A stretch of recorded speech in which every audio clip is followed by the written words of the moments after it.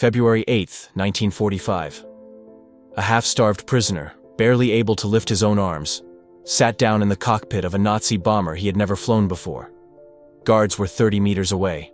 The runway was fortified, and somewhere behind him, 9 men who hadn't eaten properly in months were waiting to either fly to freedom or die trying. This is not a movie. This happened. And somehow, impossibly, it worked.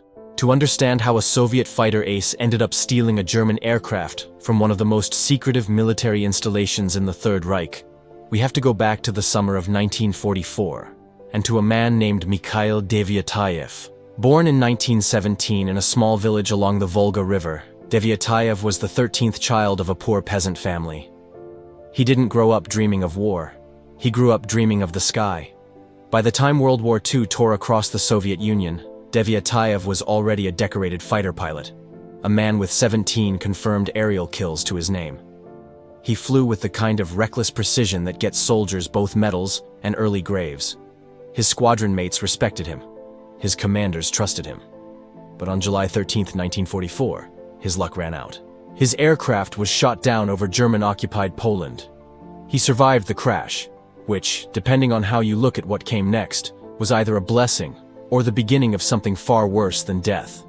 Deviatayev was taken prisoner by the Germans, and in the brutal calculus of the Eastern Front, where both sides treated captives with extraordinary cruelty, being a Soviet POW meant you were considered already dead by most of the world, including, as we'll see, by your own government.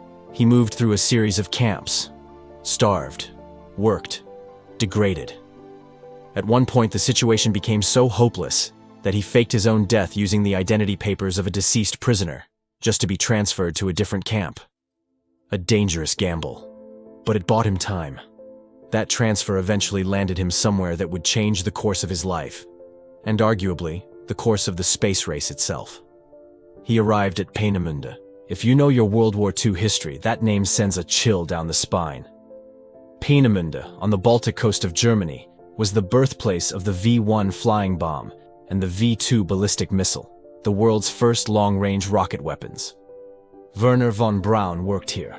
The future of warfare, and eventually space exploration, was being engineered on this island.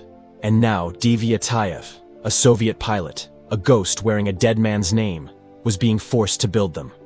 The work was designed to destroy you slowly. The prisoners hauled materials, cleared wreckage, and maintained facilities under constant guard. Fed just enough to remain useful, never enough to remain healthy. Men died around Deviatayev regularly. Of starvation, of beatings, of simply giving up. But Deviatayev didn't give up. He watched. Every day, as the prisoners were marched past the airfield, he studied it. He noted the positions of guards. He memorized the layout of the runway.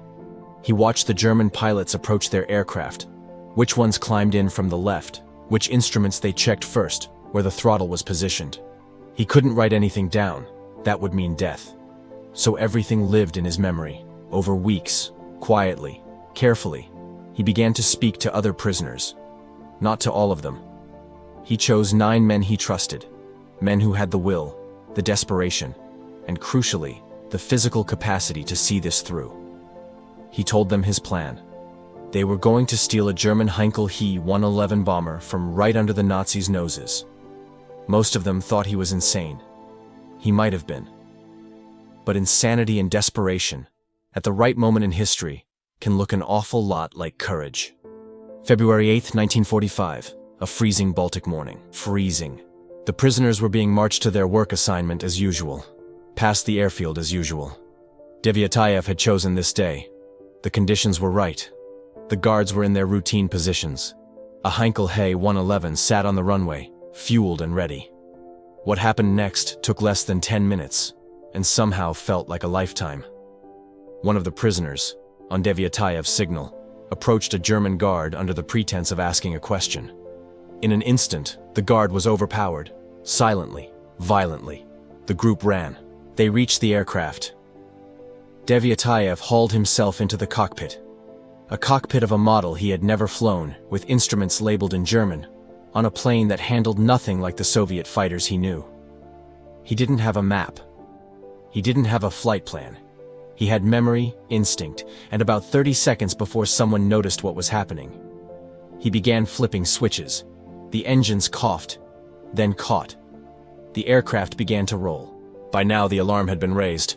Guards were running toward the plane. Shots were being fired, but the bomber was accelerating, too fast to stop now. Here's the moment that breaks your heart just a little. Deviatayev's men were so weakened by months of starvation that the plane's controls, heavy, stiff from the cold, were nearly impossible for one man to operate alone. So they pulled together. Multiple men, physically hauling back on the controls, fighting the aircraft into the sky with the last reserves of strength their starved bodies could produce.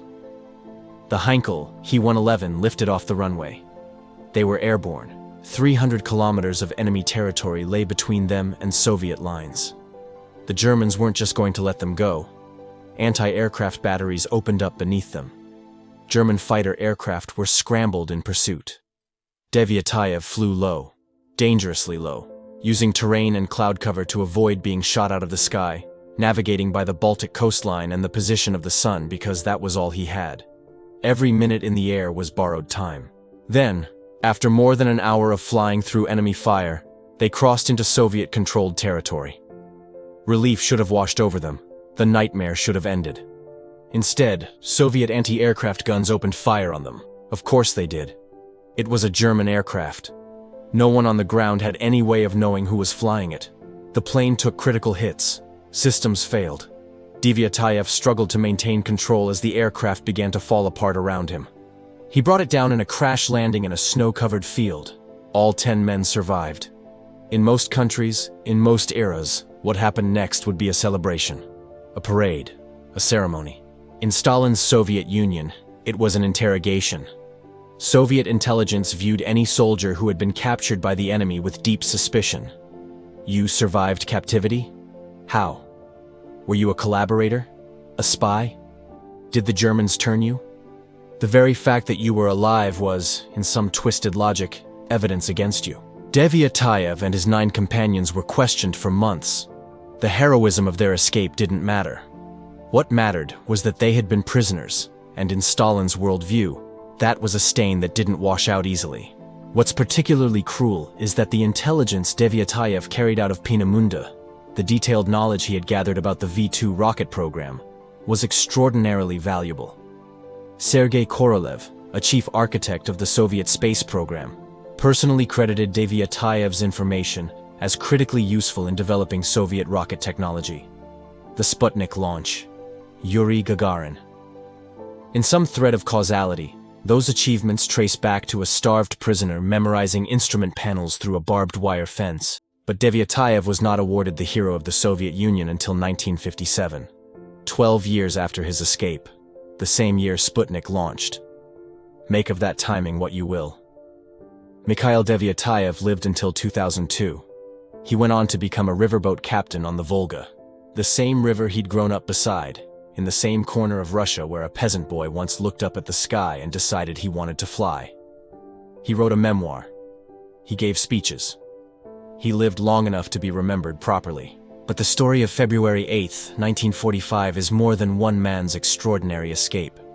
It's a window into the contradictions of World War II, the impossible bravery that ordinary people summoned in the worst conditions imaginable, and the equally impossible indifference with which empires can greet that bravery when it doesn't fit a convenient narrative.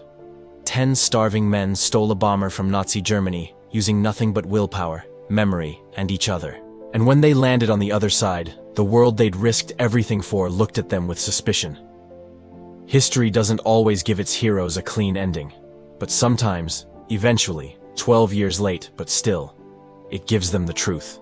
If this story moved you, if you want more forgotten chapters of extraordinary history, the ones that don't make it into textbooks, hit subscribe. Every week, we bring you the moments that shaped our world, told the way they deserve to be told. And if you know someone who needs to hear this story, share it with them. Deviatayev waited 12 years for recognition. Don't make him wait any longer.